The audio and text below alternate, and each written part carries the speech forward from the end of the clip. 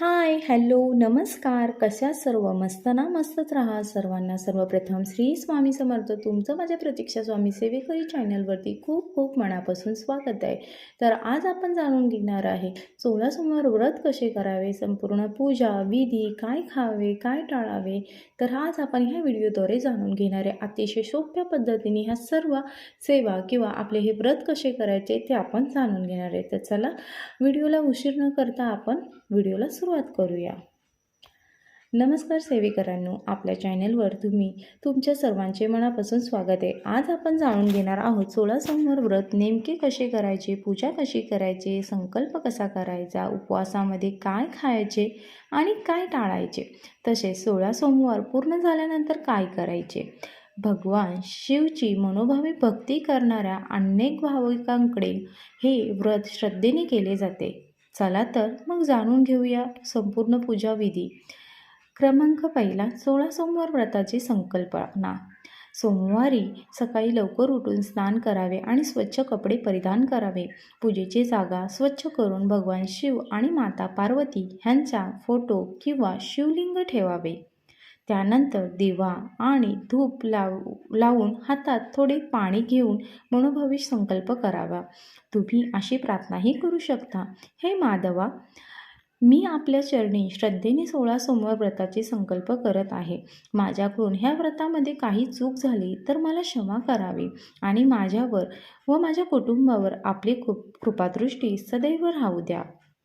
यानंतर ओम नमः शिवाय म्हणत भगवान शिवचे स्मरण करावे.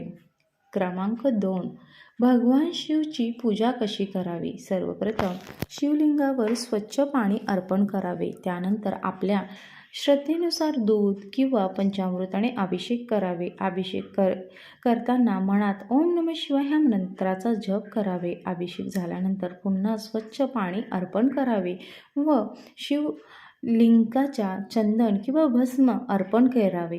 त्यानंतर बेलपत्र आणि फूल अर्पण करावेत. बेलपत्र अर्पण करताना मनोभावे भगवान शिवची स्मरण करावे. त्यानंतर नैवेद्य दाखवावा आणि धूप दीप लावून भगवान शिवची आरती करावी. क्रमांक 3, 16 सोमवारची कथा. पूजा झाल्यानंतर 16 सोमवार व्रताची कथा श्रद्धेने वाचावी किंवा ऐकावी. कथा ऐकताना मन शांत ठेवावे आणि भगवान शिव पार्वतीचे स्मरण करावे. त्यानंतर काही वेळा ओम नमः शिवाय हा मंत्राचा जप करावा. तुम्हाला शक्य असेल तर आपल्या क्षमतेनुसार शिव मंदिरातही तुम्ही जाऊन दर्शन घेऊ शकता. क्रमांक 4, उपवासामध्ये काय खावावे. आता सर्वात महत्त्वाचा प्रश्न, 16 सोमवाराच्या उपवासात काय खावावे. हे व्रत प्रत्येक घरातील परंपरेनुसार वेगवेगळ्या पद्धतीने केले जात असे. तुम्ही फळाहार करत असाल तर फळे, दूध, दही, सुकामेवा, साबुदाणा, बटाटा किंवा रताळी किंवा शेंगदाणे, राजगिऱ्याचे लाडू किंवा इतरही उपवासाचे पदार्थ तुम्ही खाऊ शकता. पाणी पुरेसे प्यावे. पूर्ण दिवस उपवासी राहणे किंवा निर्जळ उपवास करणे प्रत्येकासाठी आवश्यक नाहीच. तुम्हाला शक्य असेल तशा प्रकारे तुम्ही हे व्रत करू शकता.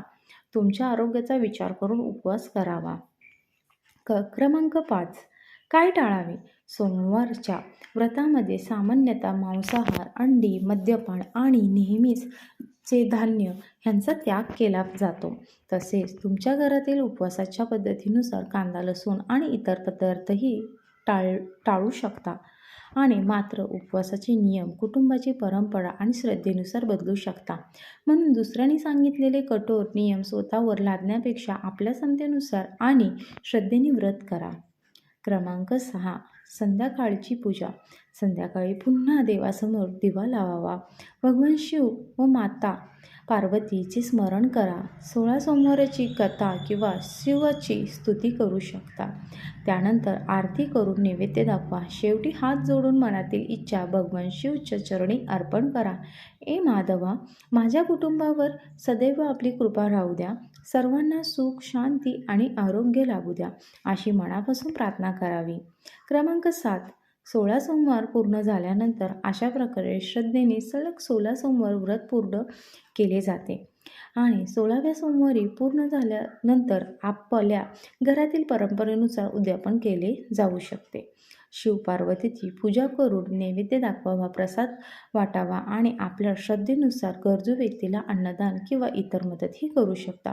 व्रतामध्ये सर्वात महत्त्वाची गोष्ट म्हणजे श्रद्धा, सात्विक आचरण आणि मनापासून केलेली शिवभक्ती. तर सेवेकरांनो, अशा पद्धतीने आपण 16 सोमवाराचे व्रत श्रद्धेने आणि भक्तिभावाने करू शकता. ह्या व्रतामध्ये फक्त उपवास करणे महत्त्वाचे नाही, तर मनापासून भगवान भोलेनाथाचे स्मरण करणे, चांगले विचार ठेवणे आणि आपल्या आचरणातून चांगुलपणा जपणे हे देखील तितकेच महत्त्वाचे आहे.